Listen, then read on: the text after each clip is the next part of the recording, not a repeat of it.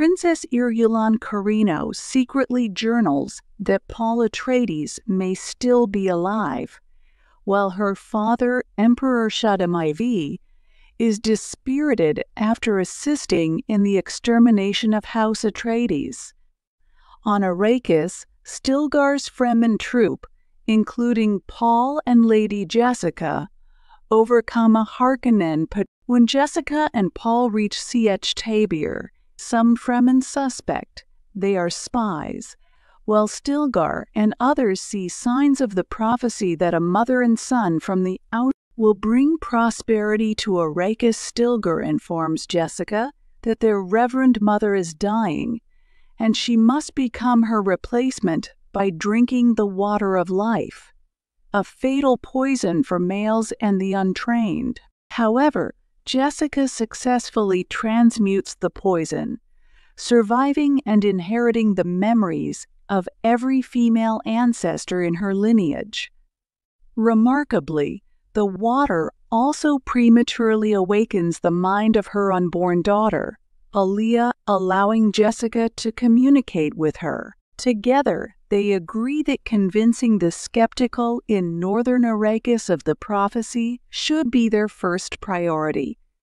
Meanwhile, Chani and her friend Shosakli believe the prophecy is false and designed to control the Fremen. Nevertheless, when Paul delivers a speech about not seeking power but wanting only to fight alongside them, Chani develops respect for him. Paul and Chani eventually fall in love as Paul embraces the Fremen ways. Learning their language, taking part in rites such as riding a sandworm, becoming a Feydekin fighter, and helping raid Harkonnen's spice operations, Paul takes on the Fremen names Uzel and Muad'Dib.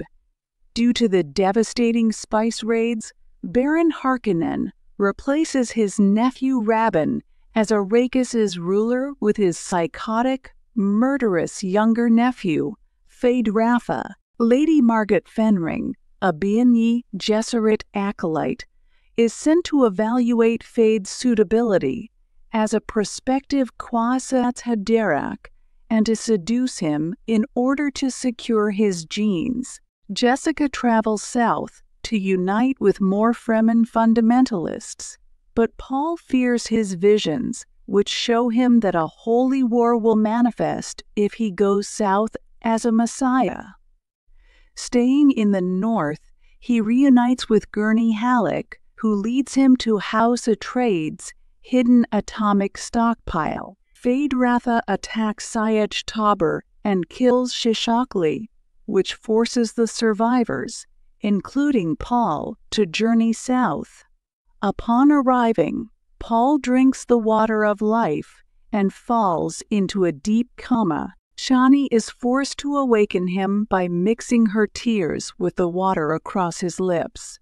He attains both prescience and knowledge of the past, seeing a vision of an adult Alia on a water-filled Arrakis, and discovering that Jessica is the Baron's daughter, making Paul both an Atreides and a Harkonnen. The southern Fremen leaders urge Paul to challenge Stilgar for leadership, but he refuses and instead proves himself by reciting the thoughts of two Fremen spectators.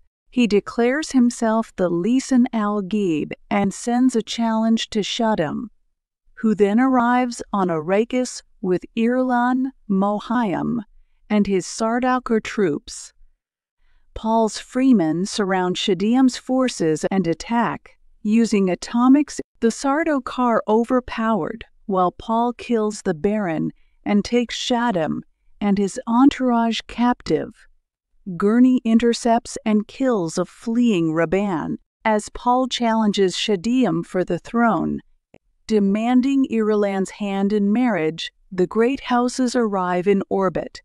Paul threatens to destroy Arrakis's spice fields with the Atreides atomics if they intervene. Shaddam chooses Feyd-Rautha as his champion.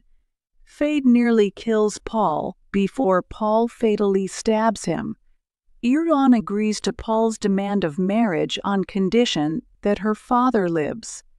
Shaddam kneels and kisses Paul's signet. Above Arrakis, the great houses refuse to accept Paul's ascendancy, so Paul orders the Freemen to attack the orbiting fleet in response. As Stilgar leads the Freemen onto captured Sardaukar ships, Jessica and Aaliyah reflect that this is the beginning of Muad'Dib's holy war. A heartbroken Chani refuses to join Paul in his holy war and leaves on a sandworm.